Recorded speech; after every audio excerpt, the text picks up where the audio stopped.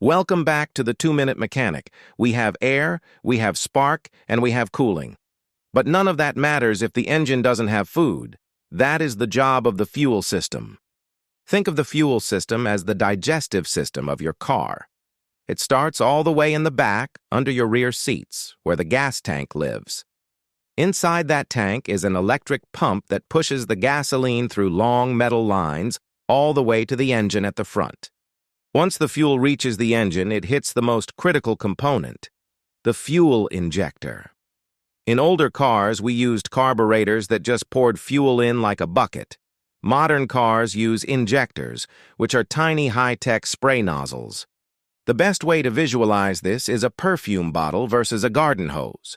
If you try to light a puddle of gas from a hose, it burns slowly.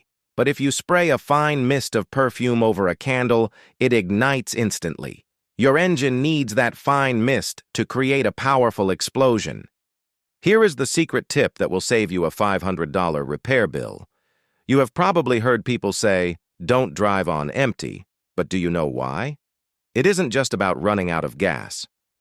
Your fuel pump is an electric motor that gets very hot. It is actually designed to be submerged in the gasoline, which keeps it cool.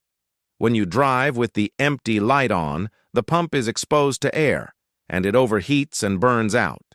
Treat a quarter tank as your new empty. Finally, remember that gas is dirty. Your car has a fuel filter that catches the grit before it hits the engine.